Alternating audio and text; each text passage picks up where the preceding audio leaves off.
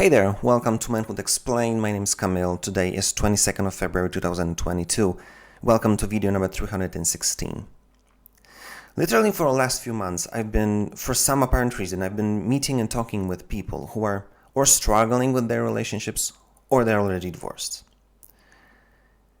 And unfortunately, the more it happens, it kind of brings me to the place of like hurt that I feel inside of me. And it brings me to the most memorable thing that I remember regarding that subject is the situation when one of our friends got divorced years ago. And I remember he sent me a text that he's getting divorced, and I remember I was so mad that I hit my desk with my fist, getting everybody else's attention because I was at a workplace then. And one of our friends basically summarized this feeling that I felt, because I guess I wasn't the only one. And he perfectly summarized it by saying, it's not how it's supposed to be. So if you're one of those people who are right there on a cusp of destroying or having your relationship destroyed, I thought maybe it's a good place for me just to throw my 5 cents, what I thought and what I went through, what I discovered, what I got through by thinking about this subject for so long in context of the whole relationship and so on, that maybe it'd be helpful for you to bring this situation that you might find yourself in, bring it all down and kind of pinpoint the things that you might want to consider or do to give yourself a chance at least to make this thing survive. So if you're interested in this, that will be the subject of that video. First thing that I want to talk about is that love is not enough. For some apparent reason, we were led to believe that this whole relationship is going to run on love and that's going to be enough. Our ladies are going for this Disney kind of fairy tale that we're going to feel in love all the time, we're going to go towards the sunset and we're going to be happily ever after. But it doesn't work that way. Then we look at ourselves and we believe that it's just gonna work, that it's not gonna require any work because we're in love, right? And it's like you think that now everything's gonna be fine because now we're finally with each other. But then it doesn't work that way. And interestingly enough, I heard so many times people say that the beginning is the amazing part, but then it's just downfall from then. And I always said, you don't know what you're talking about. Because you see, even if you try to look for unconditional love is not exactly what you're looking for. And let me give you an example. Look at your mom. This lady is going to love you until the end of her life. She will call, even if you're going to be 60, she's going to be now 85 or whatever, she's going to call you her boy, her child. She's going to love you until the end. But it doesn't matter because you can be a good boy and have a great relationship with your mom, but you can be such a spoiled brat and you can make her life so miserable that even though she will love you until the end, she will tell you, get out of my face, don't call, don't come, I don't want to see you again. Why? Because even unconditional love is not enough. There are some conditions for someone else to want to be with you, for them to really love you and give you this ability to gain from this love. The same thing happens with you in your relationship. Your girl loves you for a reason. And there are some things that have to happen for her to continue loving you. And the same thing goes with you. You've got to understand, love is not enough.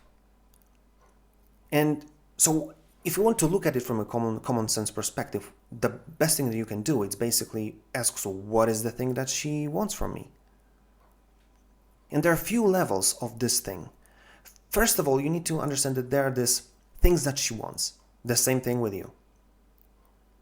There's, maybe she wants some flowers. Maybe she wants to go on a date.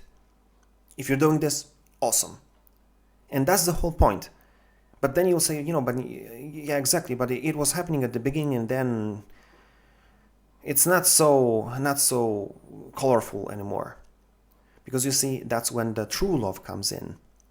When you have these feelings, which will fade out sooner or later, you understand that it's not about feeling, but it's about making this feeling come back with the small little details, small little things that you can do every day. Because you see, let me give you an example again. My wife, when we were in Canada, she spent a lot of time in her books and tests, because she was doing a year-long course. She spent a lot of times reading on a sofa. So first few times I asked her, listen, so what do you want? How can I help you? Is there anything I can do so it'll be easier for you and better? She said, could you make me a tea? And the whole idea is for you not to ask all the time the same question. Learn, pay attention. So that's why after some time I stopped asking. I would just, when I see that she was sitting there without a tea, this is exactly what I did. Not asking questions, just go to the kitchen, prepare tea and bring it to her. The small things. And love is this amazing tool that will help you build based on that, because if I'm going to do it to her, she's going to do the same thing towards me. Again, simple example. We were going to some of our friends, and I not only I saw that she put a dress that I always loved, but she groomed her hair exactly as I love, and I told her, listen, you look awesome, and I love when you groom your hair like this. And she said, I know, that's why I did it this way. And then it builds this upward spiral, because we are trying to be better than the other person in a relationship, to do those amazing things towards each other. And then it builds a relationship. And then you understand that after 10 years of doing this, you are really much more in love than you've been in the beginning. Because that's how it works. It's not about the feeling that it's going to be there all the time. No, it's the feeling that you can spark every time you want, just by doing consciously and, with a premeditation, doing things for her that she loves. But that's the one thing. Doing things on this higher level, like flowers, tea and this whole thing. But you need to understand that there's a deeper level, and that's point number 2. There are things not only that she wants, but things that she needs. And this is, I think, the point that many of us are failing in, or failing at, and that's why our relationships are falling apart. Because if you're doing flowers and tea and dates, awesome. But at the end of the day, there are things that she needs. Without it, it's not going to work. No matter how much you're going to do those flowers and other things. And if you ask every girl, or if you watch video on YouTube, go to Google and search it, there are just few things. You can count them on one hand, maybe 2, what they really want and what they really need. And few of those are feeling protected, being able to trust you, and spending time with you. It's like camaraderie, or just being with each other. So then let's just ask a very simple question. If you looking at security, ask yourself, if you're the person that she'll be able to really trust, that you're going to protect her, like in physical sense. Something's going on the street, you're just coming back from cinema or something, and someone's trying to attack her or grab her purse or something. Are you able to protect her? Is she feeling physically protected by you? Or are you this kind of wimp who's afraid of everything? Maybe financial security. Maybe she really needs, women are built to build households, to kind of create this whole thing for you, take care of you. But she has to feel that it's safe, and she has enough resources to make it happen. So she'll need the finances. So are you the person who's earning money and bring this money to your home? Or are you this lazy bum who's basically doing nothing because you have completely no kind of self-worth or no ambition whatsoever? So she's basically not only building your house, making it work, but also brings money home. Do you really think that she's going to feel like a princess when you just don't care? And then when it comes to trust, look at yourself. Look at all your life from the beginning until the end. You know what you did, you know why you did it. Would you even trust yourself? Knowing that what you've done. Because you see, maybe that's why she basically looks at you and she knows that she cannot trust you. And now you're surprised that everything falls apart. You see, and I can continue, and there are not many things that I can talk about, but you've got to just, be bold and basically sit down and ask yourself, okay, is it possible for her to feel protected? Is she feel secure in every meaningful sense? Can is it possible for her to trust me? Do I give her enough good experiences for her to trust me? Or, do I spend enough time with her? That's those simple things. Listen, we all need this sense that we are together, we love each other, and we build this thing together. If it's not there, it's just not going to work. But the other part of this needs that we all have, you've got to understand that many times it's not what you do, but how you do it. Because maybe you'll say, I bring money to our family, and I'm the provider. But maybe you just bring money home and you spend no time with her to spend this money. It's not about money itself, it's about this experience, it's building things together. So if you think that bringing money is enough, you're mistaken. You don't understand why this relationship is all about. Even more, she will look at this relationship by things that she feels, by what she experiences. So if you bring money, you're not there. Money is there, but you're not there. Not for her, at least. You know what I'm saying? So that's why one of the simple things that I could advise you to do is just go and do the 5 languages of love test. It's free on the internet. It'll narrow down how you might want to produce or bring things to her, to like a few options, like 5 languages of love. Surprise? See, so this thing you have to understand, love is not enough. There's a reason, and there's some circumstance, some things that will have to happen for her to want to be with you. And that's why when you're in this situation, it's crucial to figure out what is working, what is not, what I'm really delivering, what I'm failing at. That might be a higher tier things, like flowers, dating, and so on, what she wants. And there are things what she needs. Feeling secure, being able to trust you, and spending time with you, the quality time. And then it's about how you do it, not only what it needs to be done. But point number 3, which is kind of a thing that I don't see people really talking about it. We all need to understand we all are broken. We all are getting to this whole relationship, or even to this life, not knowing how to play it. If we would have good teachers, like if our parents would have it all figured out and teach us this, we would be living in a utopia, but we don't. This world is crazy. This world is nasty, especially now in this whole lockdowns and all this fear comes, it pours on us. Are you surprised that we, being broken people, completely not knowing what to do, now it's going down? That's why you need to give yourself, first of all, permission not to battle with each other. You've got to understand that if we are broken, that there's no reason for us to compete with each other or fight with each other. Kind of the contrary. Now is the time to cooperate. That's kind of the definition of being a couple, being marriage, being a partnership. That when she needs help, I'm going to help her. But there's going to be a day when I'm going to need her help. And I want her to be tough enough to help me, or help me to go through stuff that I'm going to go through sooner or later.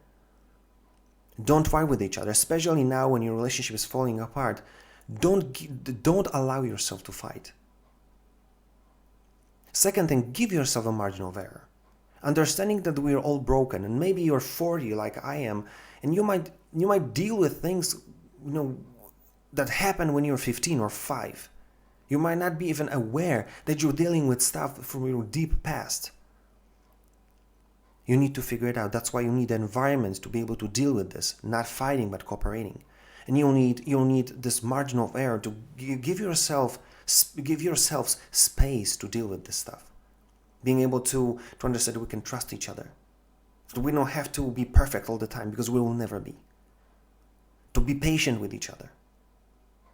To kind of give ourselves this environment that will help us to figure this thing out to sit down, maybe talk about it, to kind of ask ourselves the question, what is really the problem? Because many times it's not what we think, something completely different, deeper, hidden inside.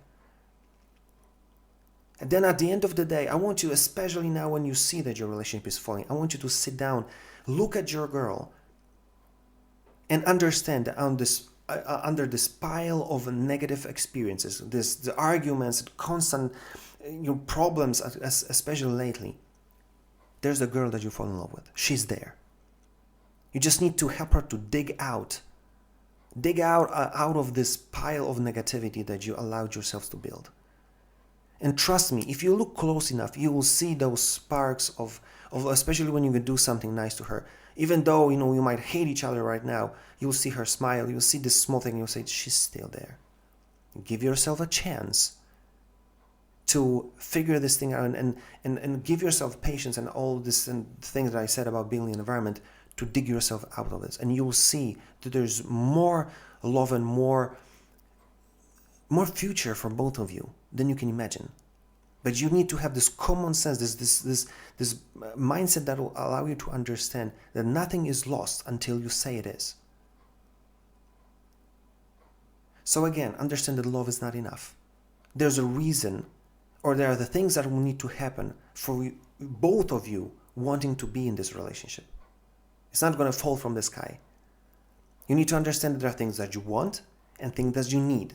Completely different thing. And those that you need are more important than those things that you want. And even more important is to not only to give the things that she needs, but to give it the right way. Again, 5 languages of love. And then point number 3, understand that we all are broken. We all are dealing with stuff. Don't use it against each other. Give yourself this margin of error. Give yourself patience. Give yourself this environment that we cooperate rather than fight. Because under this huge pile of anger, of pain, there are both of us that we fall in love with each other. We're still there, kind of in need of being hugged and hear that everything's going to be fine. So this is what I want you to take from this video. It requires common sense to understand that it's supposed to be common sense.